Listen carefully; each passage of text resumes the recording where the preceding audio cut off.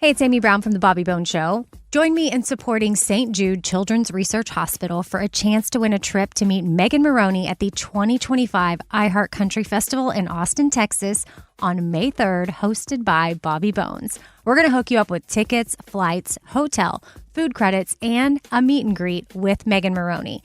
Take action now to support St. Jude and help cure childhood cancer, and you're going to be entered for a chance to win. Visit iHeartCountryTrip.com to learn more.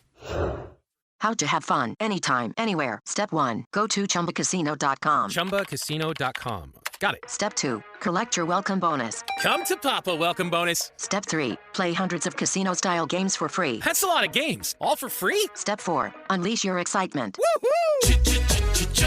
Chumba Casino has been delivering thrills for over a decade. So claim your free welcome bonus now and live the Chumba life. Visit ChumbaCasino.com. No purchase necessary. VGW Group. Void where prohibited by law. 21 plus. Terms and conditions apply.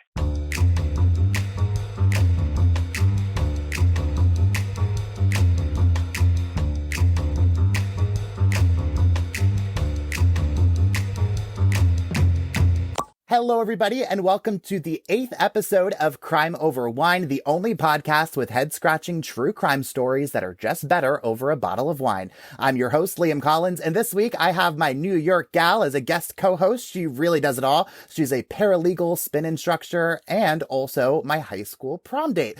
My co-host this week is Alex Seda. Hello, Alex. How are you? Hi, Liam. I'm so good. How are you? I'm so glad you mentioned the prom date part because, I was really, I needed to make sure that was like an emphasis on everything. Yeah, I'm right. so excited to be doing We this go podcast way back with you. We really do go way back. So Alex and I met when we were just little teens, and while I still lived in New York, now she is a badass spin instructor at Cycle Bar in Montvale, New Jersey. So go check her out, and a paralegal at a small personal injury legal firm that also handles criminal defense cases. And as I just figured out, she also has some background in 9/11 compensation claims too. So that will work very, very well into our story of the week. So we are all in for a treat because she can hopefully be a really great resource for us on the legal side of this story that I'm telling you about today. I was going to say, yeah, I'm super excited. I mean, obviously I'm in law school, so law and criminal stuff is almost my niche. I have been so fascinated with criminal stuff as far back as I could begin. A true crime junkie. I am. Like, my mom makes fun of me all the time. Like, I was one of those kids that used to like sit watching like Law and Order SVU and like try to figure out the cases. And my mom sent me all these things like, oh, you need to watch this show, like Guilty or Innocent, all these things. So I literally, when he texted me to do this, I was like, I actually could not be more excited. So that's where it all begins for everybody, is Elliot Stabler on SVU. Yes. I mean, I want to be Olivia Benson, not gonna lie, but it's okay. Fair. Yeah, that's fair. So let's get to our wine of the week. Yes, should we? Obviously the most important part. Oh yeah, duh. Yeah, duh. So this week we are drinking the Biltmore Estates Pinot Grigio, named after the famous Biltmore in Asheville, North Carolina. It's off dry and creamy with lush tropical fruit aromas, flavors of white peach, and hints of soft floral. So let's crack this bad boy open. Love that. I've been waiting. It's been sitting in my fridge, so I've been waiting to crack this open.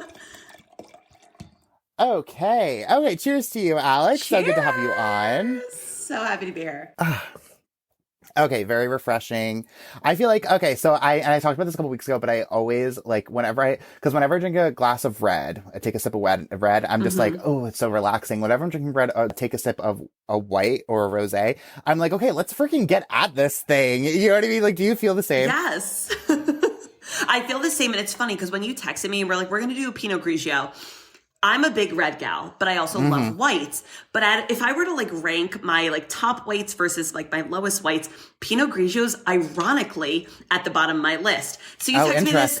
You texted me this, and I was like, okay, I'm just gonna go for it. Like, I have friends who love Pinot Grigio, and I'm like, oh, okay, it's fine. But I have to say, I really like this. I feel like Pinot Grigios are on like the higher, more popular scale, so it's really interesting that you said that. But I think it is because of those like very light, fruity, like very light fruit, like not too crazy, just like a really nice flavor to it. And it's not too, like there are some wines, like sweet wines, that you just jump down your throat. And I feel like Pinot Grigio is a very good middle ground. Absolutely. I was going to say, it's one of those things where I feel like sometimes Pinot Grigio fails to find the balance between that fruity, because I don't love too sweet, but like also that too dry. Yeah. And I tend to find that like Pinot Grigios have that weird imbalance. But again, I'm very pleasantly surprised with this Pinot Grigio. Like, I really like it. So excellent. Good pick. Thank you. Oh, anything for you, Alex. Anything for you. So what do you say we make this transition to our story of the week? I'm so excited to get into this. I have so many thoughts about this story. Oh, I know you do. I know you do. You've been texting me about it all week long, and I love that. I love that so much. I'm so excited to hear what you have to say about this. So this week, I'm going to tell you the story of the most mysterious case of one of the faces of America's most tragic day. It's a complicated series of events that leads up to the same question. What really happened to an ambitious young doctor the night before the terrorist attacks on 9/11? This week, I'm going to tell you the story of Sneha Philip, the 2,751st victim.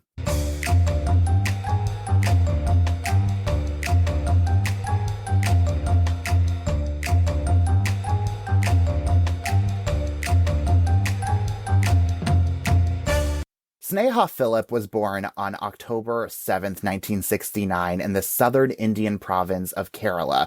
She, her parents, and her two brothers moved to New York when they were just children.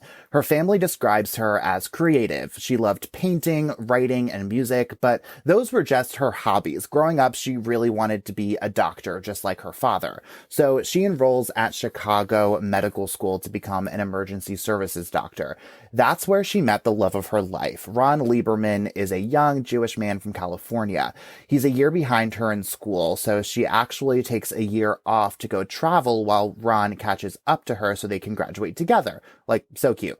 So they both graduate in 1999 and move in together in New York. They find this small, dark apartment in Battery Park in Lower Manhattan. Battery Park City is a super, super, super nice area. Like, I mean, like when you're moving out of, or when you're moving into Manhattan, you're looking for like anything that could just like fill a space and like whatever you can afford. But Battery Park City's beautiful. So, yeah, I can't imagine, like, I've known a lot of people who go into the medical field and in their residencies, like, they don't make a lot of money the first couple of years. Like, I can't imagine how they're affording this. It's the experience, and everyone wants to be a part of it. And especially when you're working in Manhattan, it's one of those things where you just want to be part of that hustle and bustle. And in Battery Park City, you're also near like Wall Street. And so you're dealing with all like the finance people. So everyone's like, go, go, go, go, go. Yeah, it's the energy there that just like makes it absolutely for sure.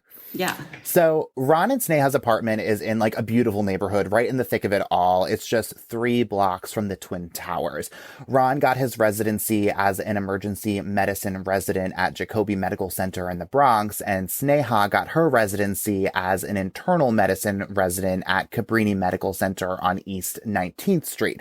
They got married in Dutchess County, New York in May of 2000, and it really seemed like everything was going right for them. They were living together in love and beyond happy, but pretty soon after that, things start spiraling for Sneha. The two of them start fighting about things. Nothing like really major, just like a lot of like small disagreements, things they don't necessarily see eye to eye on. So obviously, like, you have two super busy people. So when I started reading into this, I was like, okay, they're clearly not agreeing on certain things. What? Why are they not agreeing on things? And again, this is like me knowing I'm obviously reading into something bigger, but as someone who's so invested in these like criminal things, I want to know everything from like the back burner. So I want to know, like, what are they fighting about? Why are they fighting about it? Is there anything that like makes these like little disagreements that maybe don't seem so major, but like make sense? You know? So yeah, certainly in hindsight, and I think that's really important to remember in like all these stories, is that we are looking at this from a bird's eye view, right? Like we are looking at this when we know what the ending is, and we are looking at these little teeny tiny things as like clues, when like in reality, back then in the moment, they probably felt like nothing. So Sneha had apparently started using drugs and alcohol and heavily, and is really started taking over her life. By May of 2001, it seeps deep into her professional life. Her hospital tells her that it won't be renewing her contract, which is essentially the equivalent of firing for residents. Her bosses said that she would often show up late and had problems focusing. There were even a few times that she showed up to work drunk. So the next month, Sneha is out at a bar with some coworkers when she says that a fellow intern sexually abused her. She says he grabbed her inappropriately. Well, she decides to go to his apartment to tell his wife what he did, and she ends up hitting the man, and the next day she files a police report. It just seems like, at that rate, it's kind of like a he said, she said kind of thing. And, you really need to get a lot of context surrounding it. But like back then, the way, and I say this because I know like my mom worked in HR. So like we talk about this a lot, but it's one of those things where the way sexual assault and sexual harassment was viewed at that day and age is so different than the way we see it now. Oh, so different. And I think it's, how this kind of unravels, I think is really telling of how different it was. When police look into the situation, they somehow determine that she is making the entire thing up. So they make a deal with her. They tell Sneha that if she recants the statement, they won't go through with any charges against her. But Sneha sticks to her story. She insists that, her coworker grabbed her and that she was only going to his apartment to confront him about it and expose what he had did to his wife, but it all kind of went sideways. But police aren't buying it. They charge her with filing false reports, assault, harassment, trespassing, and she was arrested and spent the night in jail. Which, you're charging her with filing false reports, harassment, assault, trespassing. Those are huge charges. Oh, huge charges. And also, again, as a law student, everything you learn about, especially in your 1 year, is every type of charge you have has certain elements. So you necessarily wouldn't charge people with certain things unless you can meet every single one of these elements. Well, and it almost feels like a little bit of retaliation, almost just to kind of make her life a little bit harder because she's making his life a little bit harder. And I don't really know much about this whole interaction that she had with her coworker. And I really wish I did. But I guess I'm really interested to see how intense it was. Evidently police weren't called right then and there. She's the one who got police involved. So it couldn't have been that big of a deal, but it definitely, like I said, it feels like a very retaliatory thing. No, absolutely. That's a thing. And it brought the same kind of red flag almost to me that the police were not necessarily involved, but sort of involved in the beginning. And then all of a sudden when they realized maybe she was filing a false report, or he kind of was no, this definitely isn't going on. All of a sudden they were full-fledged. We have all these charges against you. Whereas to her reports, it wasn't necessarily the same case. Right. So this is actually part of the reason Sneha's family gives for why she may have been fired from her job at Cabrini. According to them, this is pretty common behavior that's directed toward her, and she had apparently gone to supervisors about it at the hospital. She raised concerns about sexual and racial bias at Cabrini, and they stand by that she was dismissed because she blew the whistle. But this situation seemed to really affect Sneha moving forward. She had apparently become very depressed, and this is when her abuse of alcohol starts to take a turn for the worst. In July, she's placed on modified duty at her new job at St. Vincent's Medical Center. This is because she reportedly did not attend counseling services for substance abuse, which was a contingency of her job because of her past issues. I've done mock simulations on retaliation. Retaliation's very not hard to prove, but you have to have a lot of evidence against you that people there's retaliation against you and there's direct evidence against it. Even if for a specific reason too, right? Exactly. So to me, it's if you're suspecting retaliation and you give these I just feel this way, that's not enough for retaliation. Oh, no. It just seemed all they were very weary about her. There was something about her and maybe her personality, and you shouldn't from one job to another carry someone's character. Yeah, but I also think too, this is all evidence of kind of Sneha's gradual unraveling. So as the days creep up to what would become Sneha's mysterious disappearance, things start to appear even more consequential for Sneha, and as the timeline starts to get even murkier. On September 10th, 2001, Sneha is not at work on Staten Island. Instead, she is at her criminal court hearing where she is pleading not guilty to those misdemeanor charges from June. Ron is accompanying her and probably providing her some emotional support since she's noticed Sneha has really been struggling with this situation since it all started. But after the court hearing, Ron and Sneha get into another fight. They argue again over her lifestyle choices, including her abuse of drugs and alcohol. I had to pour myself another glass of wine for this because we're really going to get into this now. So obviously on September 10th, she's dealing with all of these issues, like why she's not reporting to work. I feel like with Ron, I've always been skeptical just from the back end. Again, reading into this, figuring out what his deal is.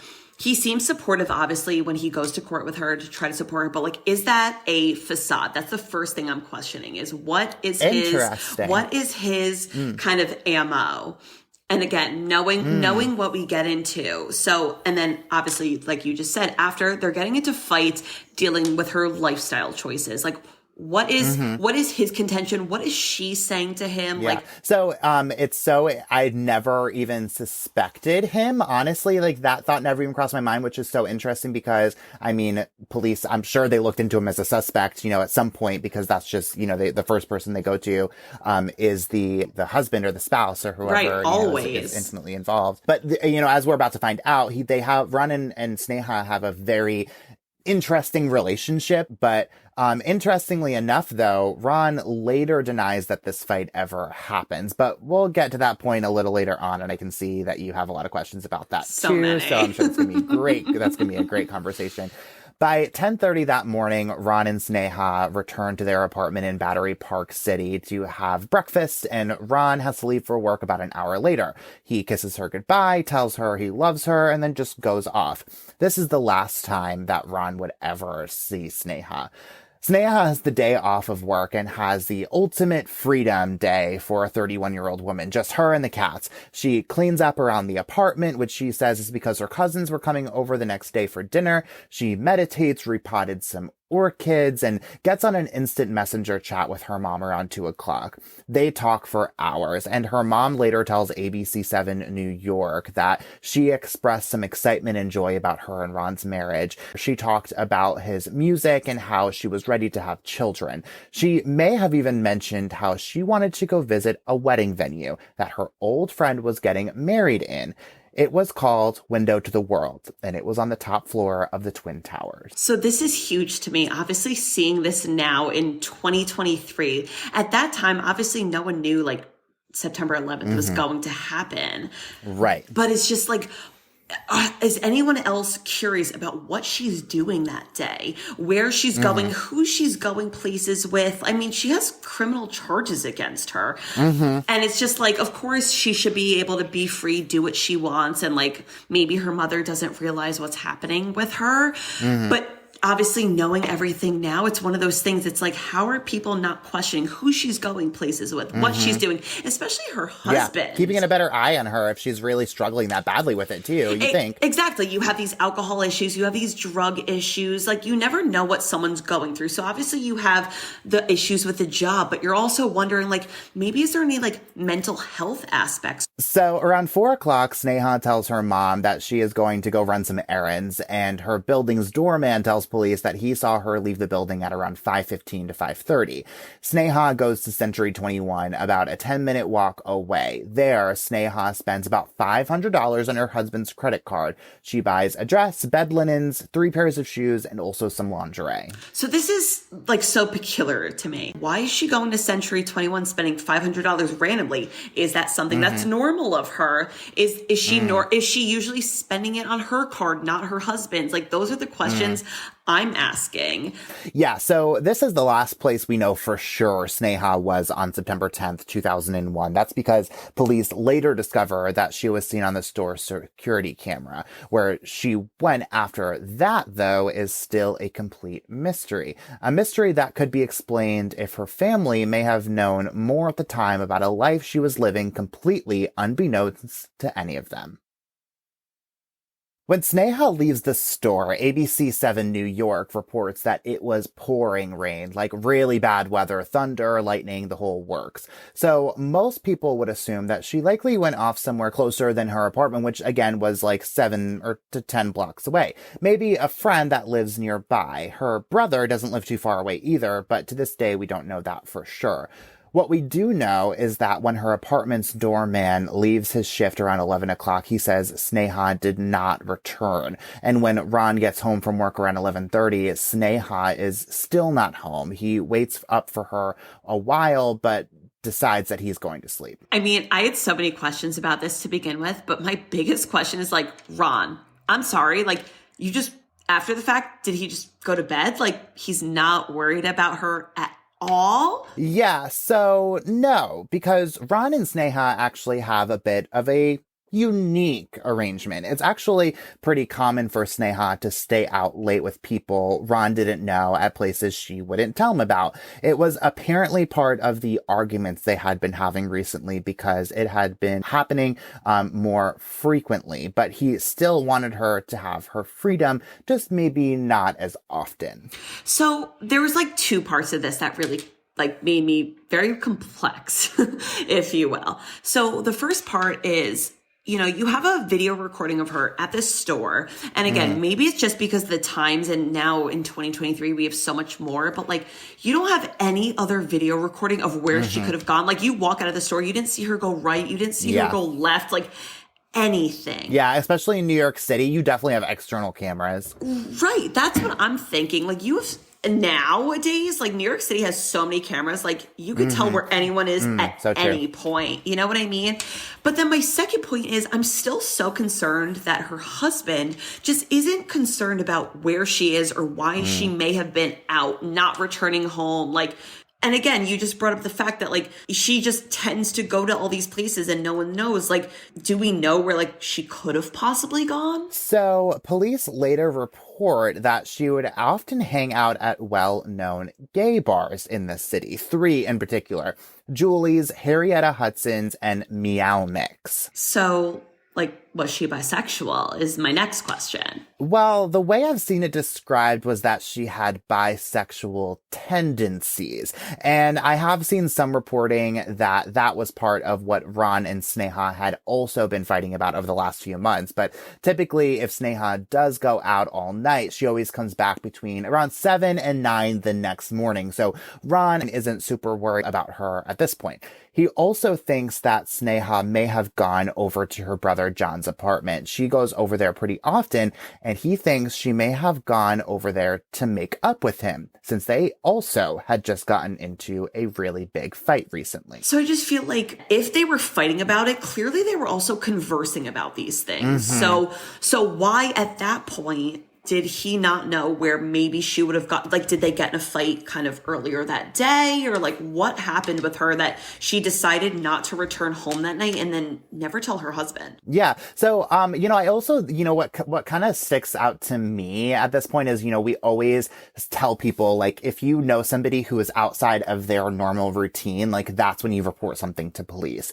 And at this point, everything that I've seen from her, it seems like this is part of her routine, that she does often just like not show up for days on end, and everyone's just fine with that. Like, I don't know. That's the whole thing. And again, maybe it's like the times then versus the times now, but like when you see someone in this constant cycle and constant consistency of like when things go wrong, you don't show up, or things go wrong, this like you're constantly questioning these things. So it's like, why was no one questioning anything at that point? Why was no one wondering, like, why did everyone think this was just so normal and like it could go on and it was kind of like a no worries, she'll come back eventually? Because like, again, God forbid something happened to her with at this rate, you know what I mean? Spoiler alert.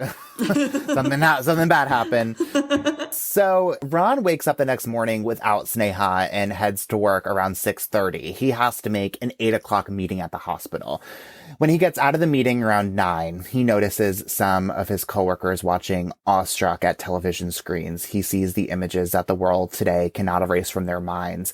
They were watching smoke billowing from the Twin Towers in Lower Manhattan. By now that morning, the North Tower was struck in what the world had assumed to be just a tragic accident. But just a few minutes later, another plane had struck the South Tower, and the public knew it was something much more sinister. Over the next hour and a half, the world would watch in horror as both towers crumbled to the streets of New York City, and simultaneously two other attacks would kill hundreds of more people at the Pentagon in Washington, D.C., and also at a plane crash in Shanksville, Pennsylvania, after it was hijacked by terrorists. And Alex, I just want to take a moment here to pause in the middle of this story and think about the thousands of people who were affected by 9/11 and this morning. We both grew up right outside of Manhattan, and I know you can relate when I say that everyone from where we grew up has some kind of connection to that day. If you don't know somebody, you know somebody who knows somebody. Everyone knows someone in connection. And I can say this, like my uncle was a first responder. His fire department was in Queens and went down to the towers that day. And these attacks affect everyone to this day, to the point where people are still getting sick from these illnesses. People are still, cancer, aerodigestive conditions. It's horrible what happened that morning, and everyone's life on that morning and even the days after, especially not knowing what happened to certain people, froze. Yeah. And so, that morning, thousands of people are frantically trying to check on their loved ones, trying to make sure they are safe. And Ron is among them. Ron tries their house phone, but there is no answer. But Ron is an emergency doctor, and he is seeing the widespread terror playing out throughout the city. So he needs to stay at his hospital and wait for potential patients. By 3 p.m., no patients had made their way to Ron's hospital in the Bronx. So he asks a supervisor if he can go find his wife, who says yes. So Ron hitches a ride via an ambulance down to Ground Zero. It takes him 6 hours to get from his hospital in the Bronx to Lower Manhattan. Still in his scrubs, he walks right past police lines, cars engulfed in flames, and overturned fire trucks to get to his apartment. When he gets there, it's dark. There's no power, and so his front doors will not open. He notices a lit window, so he yells to get his neighbor's attention to go knock on his door and check on Sneha. The neighbor agrees, but reports back that there was no answer. At this point, Ron decides he needs to be useful, so he goes down to Ground Zero to volunteer. By 2 a.m, he is distraught, emotional, tired, and still unsure of where Sneha is. He walks to a friend's apartment in the West Village to spend a restless night. By the next morning, Manhattan is a bizarre scene, and like we described, the city that never sleeps was silent, at a standstill. Hundreds of families are searching through the rubble and asking anyone and everyone if they've seen their loved ones. 9,000 people were reported missing from that day. Some were unsubstantiated and others were found to be filed fraudulently. Ron returns to his apartment and is able to get inside. It is covered in soot. The only evidence of life are the paw prints trailing from the mess from their 2 cats, but there is no sign of Sneha. Instead, Ron finds Sneha's driver's license, passport, and credit cards. Which is crazy, because my understanding was you had to show several IDs to get past several checkpoints. You couldn't just walk into Ground Zero. Oh, yeah. It wasn't it wasn't a place where people were just kind of like, oh, I'm here to volunteer. So that was huge to me, that he got past that point. Or not even that you had to show proof of work, but you also had to show proof of maybe residence or something. So the fact that he was able to get through that area through his hospital credentials.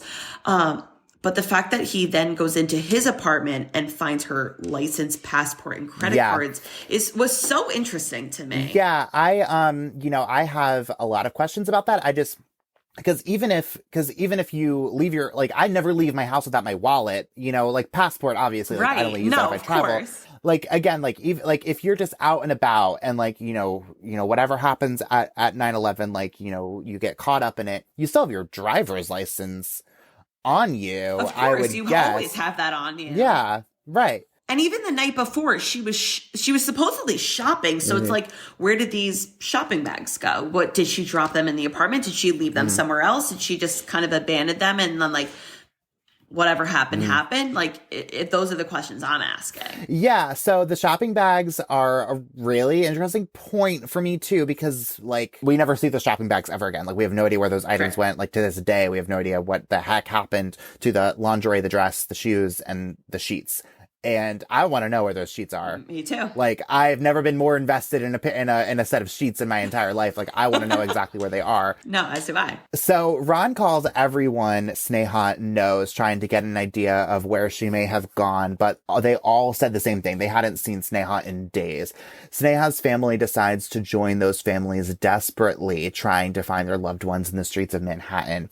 Missing persons flyers were plastering the walls and light posts at every corner of New York City. They tried desperately to get news coverage for Sneha and get pretty close at times, but once reporters find out that Sneha wasn't believed to be in the Twin Towers on 9/11, the interest kind of wanes. I mean, that is the biggest story in the world right now, and that is all anyone wants to hear or talk about. This is taking over a lot of lower Manhattan, obviously. In this aspect, you know where she was at this point the night before. Who was she with? Where was she? Does that person know where Sneha went at that point? Like, I have so many questions that honestly require, you just inspired me, another pour of wine. Yes. I love that. Yes. Yeah, no, we did a lot more wine. All of a sudden I was like, oh, I need to go for this one. Because we're really getting into it. Yeah, no, we are. We're getting the thick of it. This is the thick of it for sure. So 2 days later, on September 13th, Ron files a missing persons report with the police department, telling officers that they hadn't seen Sneha since the day before the attacks. But he can tell that once those words leave his lips, the interest is just not there. So lost and feeling hopeless, Sneha's brother makes a decision that doesn't do the family any favors. That night, John gets down to a group of reporters sharing faces and stories of people who had still been unaccounted for since the attacks.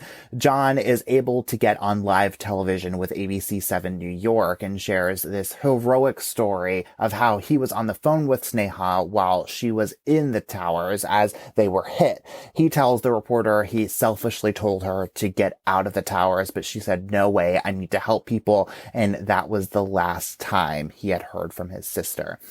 Except it was all a lie. John knew that Sneha was not in the towers on that day, but he was desperate to get people to care about his sister. It's a move that would later do much more harm than good. Which is so crazy to me when I read this, because obviously she's a doctor at this time, and like you hear all these stories about people rushing into the towers who were in the area because they wanted to save people, and obviously with Sneha that's a huge deal because she was a doctor. All she wanted to do was help people. I feel like a lot of the story pinpoints her at like she was likely in that area when in fact like we don't actually know. Yeah, I mean, I think like you hit the nail on the head there. I think like logically, you know, knowing what you know about Sneha, she had this background of being a doctor, being an emergency doctor at that. You know, I think that it would make sense for her to see what was happening and rush toward it. So the story itself, I don't think is that insane. But you know, the fact that they just made it up is what kind of gets me. It's like, okay, like that's not like that, like who do you think you're helping here? Cause like, who knows where the heck she is? Right. And then it's also the other part of, okay, she may have been in that area. Again, she lived in Battery Park City, which is City is what, 5-6 blocks from where the towers were, but no one can account for her being there that night. So it's not like she woke up that morning, saw what was going on and rushed to the scene. Like no one knew where she was at that point. Yeah. So police do end up looking into Sneha and they begin questioning the family, which I feel is pretty common, even without the stories that they're telling that aren't adding up. Police really need to create a timeline of Sneha's disappearance, and who better to help do that than her family.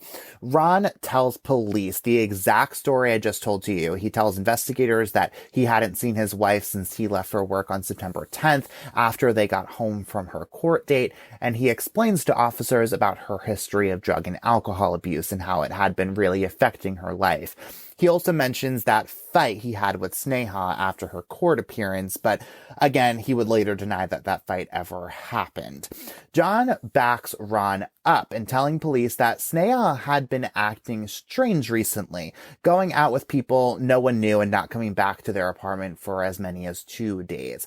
Other than that, though, John says Sneha was acting pretty normal, but he says he hadn't really spoken to his sister since they had gotten into a fight 2 days before she disappeared. Okay, now this just adds another layer to the story. You have someone who was vouching for her this whole time, and then all of a sudden it comes about that, oh, everything was fine, but we had gotten to a fight 2 days later. But also that fight. Yeah. Like, come on. Like, oh, silly me, just forgot to mention that. Like, they had gotten to a fight. Like, that's my first. You had gotten to a fight? What? Why?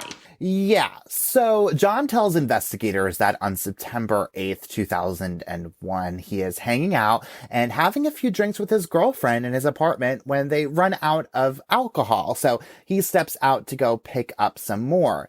And he is shocked to return to find that his girlfriend and Sneha are having sex on their couch. This is the biggest revelation to me, truthfully, because... Like, where did... What? Literally, all I can say is, what? And at that point, she's married.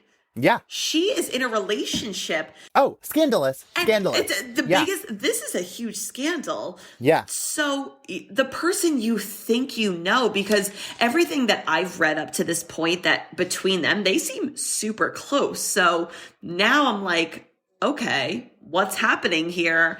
You don't know the person you think you're closest to as well as you do. And at this point, this requires more wine, if you ask me. Yeah, well, and also, like, how long was he at that liquor store? Like, where's the liquor store at that, like... Right. Like, you were gone long enough for this to happen that, like, you think you're going to be able to get away with it. Right, like, but also, how weird. long was that happening? How long? Like, you can't tell me, like, it was a one and done, like, oh, we're just going to, like, tempt it at this point. Like, oh, yeah, no, for sure. He's definitely stepped out to go to the liquor store before and they've snuck in a quickie before. Like, it just happened to, like, he took a little, like, the line was a little shorter this time. Did Ron know about this? So I have no idea. And do you want to know why I have no idea about this, Alex? Of course I want to know why. Because, again, John denies that this ever happened. Investigators say John tells them that he and Sneha got into a big blow-up fight. And if you remember, Ron does mention that they were fighting at the time. But later, John tells reporters that the investigators made, like, the whole entire thing up. That's, I just can't. It just doesn't make sense to me that he doesn't know about this. And there's just so many things that make it seem like he would have known about this. And even if he did, like, is he hiding something? Is he trying to protect her? Is he trying to protect someone else? Like, these are the things that, like, especially when you go into things of, like, why someone did something, there's always someone who's trying to protect someone. That's just the reality of the situation. More it blows my mind is, like, what does the family think that, like, the investigators have to gain by making this up? Like, why? What do they think the purpose is? That's what's crazy is, like, people want to get answers, and then when they hear answers that they don't want or, like, responses that they don't want, people get defensive. So that's how I kind of saw this, is that the family almost got defensive rather than, like, curious as to, like, why investigators were creating these, like, narratives. They almost got defensive with it. Like, well, why would you say that about my daughter? Well, like, let's be real here. These things may have been going on. You just don't want to hear it. So around this time, the family gets the break they've been searching for. A saleswoman at Century 21 sees a missing persons flyer for Sneha that Ron had put up near the store. The salesperson says she remembers seeing Sneha on September 10th and says she believes she saw Sneha with another woman. So this is when the family, though, gets a good look at the surveillance video that I mentioned before, the last known picture of Sneha before she went missing. But there's no video evidence of the friend, and the saleswoman doesn't actually know for sure if she was with Sneha or just, like, shopping near her that day. By December 2001, the family hires a private investigator who gets a look at Sneha's bank records, which don't show any unusual activity and no large sums of cash that had been withdrawn. The PI also looks through her phone records and her computer, which both show nothing unusual, and she doesn't appear to have any unknown contact with anyone. But there is a call made from Ron and Sneha's apartment phone to Ron's cell phone around 4 a.m. on September 11th. Ron says he doesn't remember this call, but it's possible he sleepily checked his voicemail that morning while waiting for Sneha to come home. At this point, with investigation, with what they have, they clearly don't have much to go off of at that point. Yeah, no, they don't. But it is around this time that they get the break they've been waiting for. Investigators are able to get their hands on their surveillance video from the lobby of Ron and Sneha's apartment building the morning of September 11th. Now, I couldn't find what time the video was recorded, which is really important in this case, so hold that thought. But it's important to note that the sun was really bleaching out the lens, so you would imagine it was probably recorded first thing in the morning, probably around 7 or 8 o'clock. On top of that, it's an old grainy camera, so it's really poor quality. But in the video, family members see a woman enter the building who they believe to be Sneha based on the clothes she is wearing and some of her mannerisms. But there is no sign of the shopping bags from her trip to Century 21 the night before. The woman waits around the elevators for a few minutes and then just leaves the lobby. Right. So I feel like just with all this speculation, I could never imagine being the family.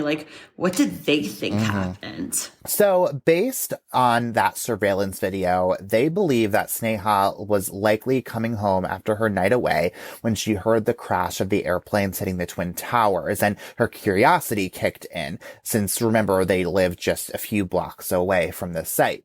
Being an emergency medicine resident, they believe she likely ran to go help when the second plane hit and the towers crumbled, killing her and thousands others. So it's just so crazy hearing that, because it's you want to believe that because knowing who she was as a person, what her career was. But there's something in me that I don't know. I can't get on board with that theory that that's what happened to her. And I hear these stories again from the work I did where it was one of those things where all these people were accounted for, or people had to show IDs. People, at one point before or after the towers had collapsed, people were being accounted for. I think that's such important context that I don't really think anyone could give except for someone in your position, because it, you couldn't just walk onto a scene, like you said, of a crime scene. You had to, there had to have been some sort of evidence that she was there. And again, keep in mind, her identifications are inside of her apartment. There were so many checkpoints at that point that someone would have been able to account for her at some point, maybe. And there's just no link there that's getting me to that point where that story of her rushing into the towers, there's just nothing there for me that's okay, she was there. I don't believe it. Well, and that's why I love that you're on this episode, because I never would have known that. So I'm so glad you're here to give that context. But as months pass beyond the horror and tragedy of 9/11, the city begins to focus on healing. New York City moves to immediately issue death certificates to anyone who was still missing from the attacks, including Sneha. It's a move that allows family members to begin getting benefits and to take advantage of life insurance policies, as the medical examiners is still inundated with bodies to identify. The city had also made moves to give special compensation to victims' families, setting up the 9/11 Victims Compensation Fund. Because of Sneha's age and other circumstances, her compensation would have been anywhere from about $3 million to $4 million.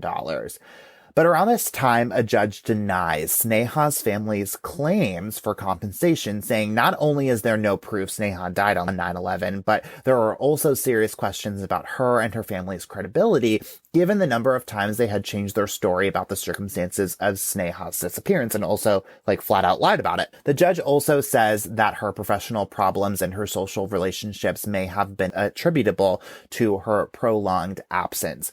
Another judge says the interaction with Sneha's brother's girlfriend was evidence of inconsistencies with the family's portrayal of Sneha's lifestyle. And Alex, I know you spent some time, as you said before, doing this exact work, so I'm hoping you can explain from a legal perspective why all these points may have been relevant to the judge. Right. Okay. So I can give like maybe two sides of everything. So when you go into the side of like the Victims' Compensation Fund, I only know the Victims' Compensation Fund in like stage 2, where I don't know how decisions were made to the families and the people that were affected on the day of. I only understand it to the people that were affected and now treated for, cancerous and aerodigestive conditions of like when they were there. But what I do know from that aspect, you have to prove that you were there. You have to be able to have, at this point, the way the Victims' Compensation Fund works is you have to have at least 2 eyewitnesses to say, hey, we were, So it's like, hey, we were there at this time. Here was the work that we did. And here's what we were almost like breathing in, which is crazy. On top of the fact that like, it's gotten so severe that they make you do like employment verification. There's all these different things. So I think when reading this story, the fact that she wasn't accounted for within like, let's say 12 hours, 14 hours of when the attacks happened is huge. I think it would have been different in the sense of, she came home at 12 o'clock. At 7 o'clock in the morning, she was going to work, and it's likely that she would have like went to these attacks would have been a different story. But the fact that like no one can account for her in the area to say like she would have made it back into the area at that time, I think is kind of major.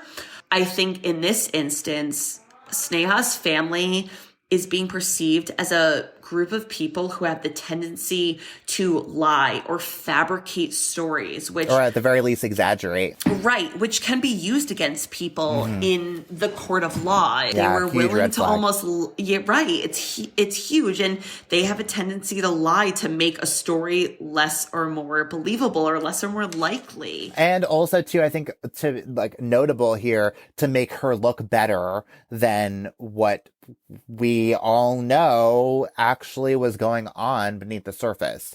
Right, exactly. So after years of appeals, a judge does eventually rule that Sneha is a victim of 9/11 and is officially named the 2,751st victim of the terrorist attacks on Ground Zero. But I think still the gray area is the fact that it's not like she was accounted for at being at her home in Battery Park and just maybe going to work and then saying like, oh, she may have turned around and gone to the Ground Zero. But then it's also like, I think about, and this is like so unbelievable to me, but just to like, I guess play a little bit of devil's advocate here. Like, there was that conversation that she had with her mom about visiting the top floor because of that wedding venue. But at the same time, like, who's going to be doing that at 8 o'clock in the morning? That was my thought. You were not seeing since the day before. Like, I could buy you being there on September 10th. Sure. Okay. Cool. I totally see that. September 11th, don't see that at all. Well, that was my thought too, is okay, I took into consideration the fact that she told her mom, oh, I want to see this venue. You're not telling me that you were going there at 8 o'clock in the morning. There's just nothing that can convince me. Right. Why? It's not your wedding. If it was her wedding, I could see that. Not your friend's wedding. Right. But 8 o'clock in the morning, in my mind, people are still commuting to work. People are still getting places. Why are you there at 8 o'clock? Yeah, and I'm sure this wedding venue isn't even open. Like, I don't know any wedding venue that's open at 8 o'clock in the morning. Me either. That's why it does not make sense to me. Yeah. No, that makes no sense to me either. I'm right there with you, 100%. So a few predominant theories, though, do prevail about Sneha's disappearance. The first being that she was indeed a victim of 9/11, and this is the story her family is sticking with to this day. They say she died heroically, trying to save people from the site of the attack. On the first anniversary of the attack, the family goes to a local memorial in Poughkeepsie, New York, where they hear her name read. Then 3 days later, they bury ashes from Ground Zero and officially lay Sneha to rest. But I don't know. Alex, and I know you're right here with me. I'm not sure I'm as convinced at the reason why is simply because the family has clearly not been as reliable as they could have been. I mean, there were so many situations where they outright lied to intentionally create this narrative of Sneha's final moments as heroic and, righteous, and I'm not there. The credibility of them is out the door at this place. It's so far-fetched at this point. And also, I don't know. I've never looked into this fully, but my understanding is that the people that couldn't be accounted for is the people that were known to be in the area and may have been there, but it's just their specific DNA was never tested. And again, at that point, with Sneha, of course she lives in the area. That's a possibility, but there's no other evidence to me that's connecting her, especially knowing she was mysteriously missing the night before. That would make me believe that, okay, she would have been there the next morning and just so happened to rush into the area. So another theory is that Sneha was met with foul play the night before the attacks. This theory suggests that Sneha may have been attacked after she left Century 21. Now, there is only one confirmed murderer outside of Ground Zero on 9/11. Herrick Siwiak, a Polish immigrant, was shot and killed in Brooklyn around 11:30 at night, and his case is still unsolved to this day. And there is I can't even talk about this case because I'll go off on a tangent because there's so much for me to talk about here. So I'm just going to leave it at that. I could literally do a whole nother episode on Herrick. So let's just leave it at that. Potential foul play. What do you think, Alex? See, to me, there was not enough evidence to show any evidence of foul play. If I'm going to be completely honest, when you're looking at a murder or a kidnapping, anything of that, you're looking for intent. You're looking for a motive. You're looking for something. And to me, with what I know, I'm just not seing that here. Yeah. It wouldn't make any sense. There's no one who had an oust for her. Well, and I totally agree with you. I think the motive part, when you said motive, I was like, yeah, girl, go off. But I also think too, it is New York City. Weird crap happens all the time. And so I would but it's, I don't know. I guess it's also 7:30 at this point, probably when she leaves the store. So, I could just see though, a robbery gone wrong again, I don't think that's what happened. Again, I just do think just to play a devil's advocate though, I could see that. I could see that potentially happening, her taking a wrong turn and then just encountering someone who has bad intentions. But to me, you have security cameras inside. Where are the security cameras outside? Yeah. Where, again, 2001, maybe it's different, but I know New York City now, and there are security cameras at every corner. Everywhere. Every corner. Everywhere. You cannot get away with anything because there are security cameras everywhere. Yeah. So the last theory I have is one I particularly think probably makes the most amount of sense. This theory is that Sneha may have seen the attack happen and then saw it as an opportunity to just leave and start over. So she was clearly hiding a lot, holding on to a lot. And it's possible that she saw this as her way out. Maybe everyone would assume exactly what they did about her and say she got just a fresh start. And I'm not the only one who thinks so. When she found out about Sneha's disappearance, a coworker from her time at Cabrini said, quote, "Sneha did it. She got exactly what she wanted. She got away." And look, I am never one to look at a missing persons case and think that they just took off and never looked back. That is just too hard for the average person to pull off unless you're in the mob, especially without their IDs, credit cards, or anything else. But in this case, I do think it's possible, only because Sneha was truly spiraling leading up to September 11th, 2001. And what better way to vanish than when the entire world is looking at your neighborhood and nowhere else? Oh, I'm so glad you bring this up as I just poured my heaviest pour of the night because I'm ready to get into this. Go for it. Listen, I think that is so plausible. I mean, the day after you had this huge catastrophe in New York City that like everyone is looking there, that is her like easy ticket. But you're telling me that she just mysteriously vanished on September 10th. Obviously, no one knew September 11th was going to happen. You're telling me, like, you planned this whole, like, I'm going to get away, start this new life, and, like, here's my perfect getaway. Is everyone's going to be focusing on this, that no one's going to pay attention to me getting away. They're just going to think I vanish here. Like, that is so, like, that's almost too calculated. I don't know.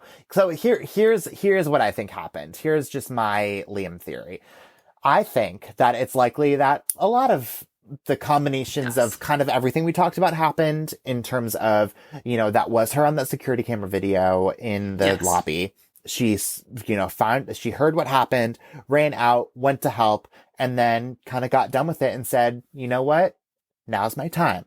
Now's my time to vanish, to go into thin air, and no one would come look for me, and everyone would think that I died on 9/11. Right. No, it makes a lot of sense. It makes almost too much sense.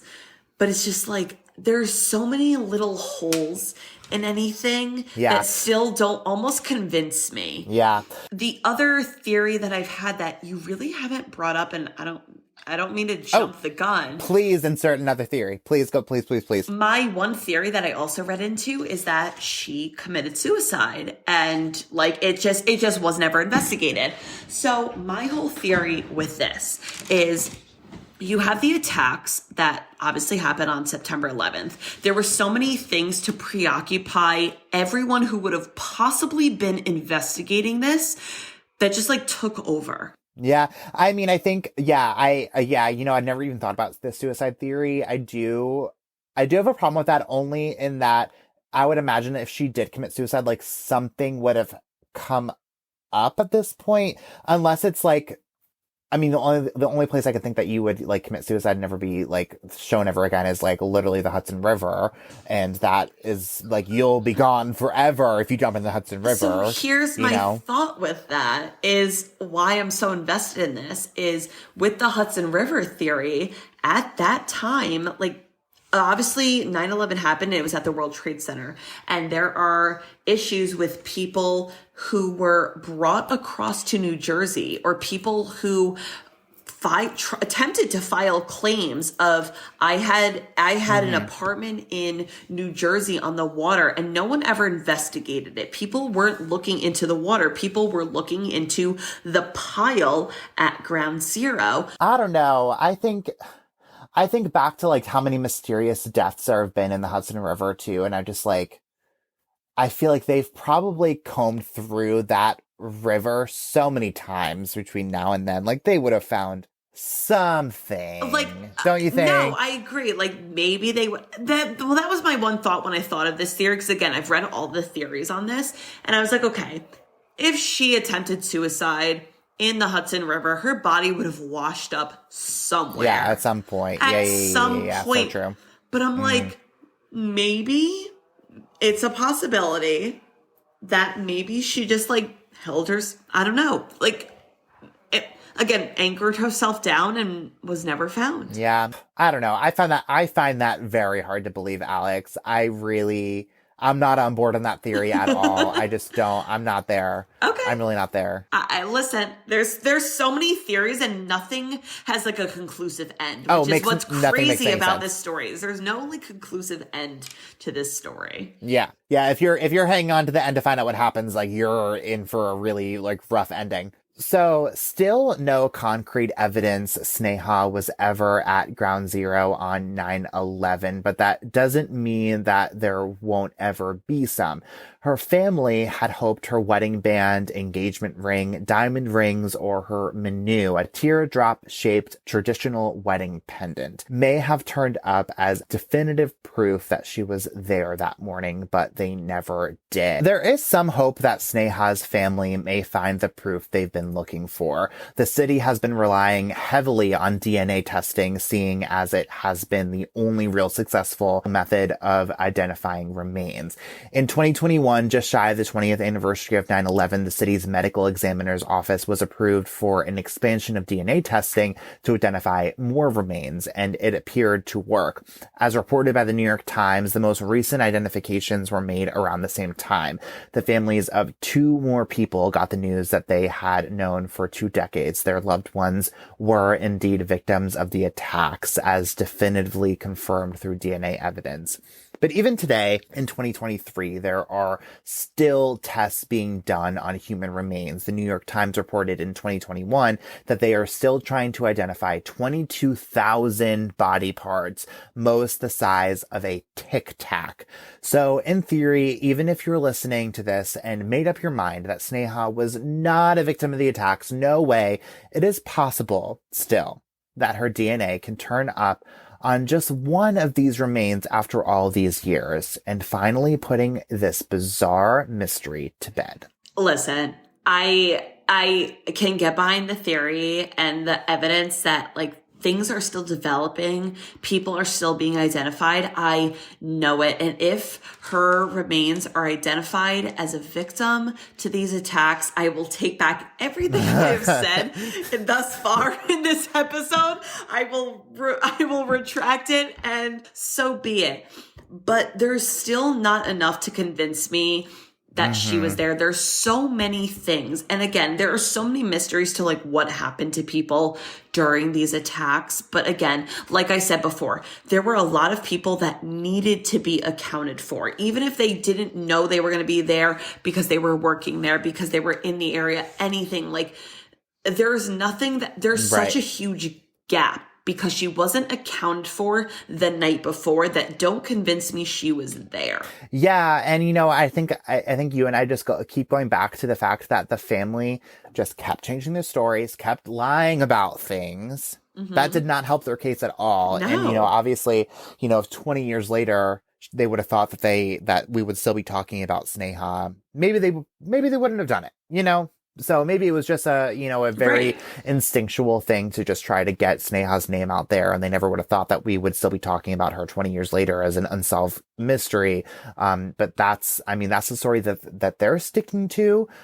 So, I guess maybe out of respect, maybe that's kind of the story that maybe we should stick to, at least on paper. But I think I'm right there with you with the back of my head. I'm like, I'm not sure. I don't believe you really 100%. Again, out of there's 5-6 theories about what happened to her. And if I were to rank all of the theories that happened to her, she is a victim of 9/11 is probably the bottom of my list. Yeah. And I should also still mention too, that the lead investigator on this case, told ABC7 New York as recently, I believe as of last year, that he still considers the case unsolved. So, even though she is officially a victim of 9/11 and her name rests on the memorial at Ground Zero to this day, there are a lot of people who are still not convinced and on paper still don't know what happened to Sneha Philip. Well, so that is all that we have for you this week. Alex, thank you so much for coming on. It was such a great time talking with you about this case. I literally could not have loved more when you texted me that I'm doing this, you should come on. I was like, this is my jam. This is my jam. I could feel your excitement through the text messages for sure. So, oh my gosh, you're so funny. So thank you for having me on this podcast. And if you ever need another guest podcast host, we'll have you back on. We will have you back on for sure. So this is the first episode I'm recording since the podcast dropped. I believe this episode is going to drop in March or so. So we're talking about January 25th when this podcast drops. So I got a request from my good friend Heather Holly. Hi Heather, how's it going?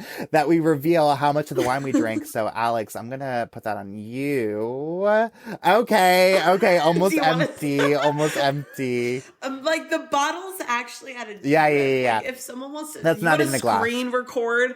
That's not even a glass. No, like I drink a lot of wine. No, I'm like feeling this, and I feel like this created like a whole lot of really good convo back and forth. I'm about the same. I'm about the same. So we're pretty much in the same spot. We're at the same yeah, we're in spot. the same spot. We're in the same Thank spot. God. We're in the same spot. So yeah. So Alex, tell everyone. I know you're like this really cool like spin instructor. Like tell everyone where they can find your fitness content online. Oh my God, I love you. Thank you for hyping me up. I am a fitness instructor. You could find me on Instagram. My personal account is Alex Ray, RAYE _, and my fitness account is astata.fit. So it's ASTATA.fit. If you want to follow my cycle bar content, I'm a spin instructor. I have so much fun with it, and I'm going to convince Liam to get his butt up to New York and take a spin class with me. That won't be happening. Let the record show that will not be happening. It's going to be happening. It won't be happening. Thanks for the offer, though. Appreciate you. Okay, we'll see. Well, thank you so much again for coming on, and thank you all so much for listening. We're going to put all of our sources on our website so you can read everything for yourself and probably come up with a few theories too. Make sure you follow us on Facebook, Twitter, and Instagram, and we will see you next week for another episode of Crime Over Wine.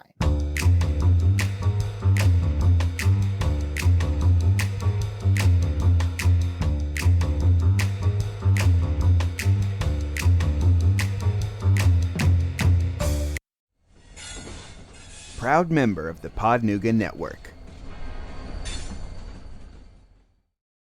Hey, it's Amy Brown from The Bobby Bone Show. Join me in supporting St. Jude Children's Research Hospital for a chance to win a trip to meet Megan Maroney at the 2025 iHeart Country Festival in Austin, Texas on May 3rd, hosted by Bobby Bones. We're going to hook you up with tickets, flights, hotel, food credits, and a meet and greet with Megan Maroney.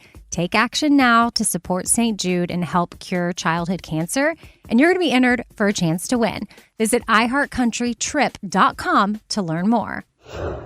Step into the world of power, loyalty, and luck. I'm going to make him an offer he can't refuse. With family, cannolis, and spins mean everything. Now, you want to get mixed up in the family business. Introducing The Godfather at ChumbaCasino.com. Test your luck in the shadowy world of The Godfather slot. Someday, I will call upon you to do a service for me. Play The Godfather now at ChumbaCasino.com. Welcome to the family.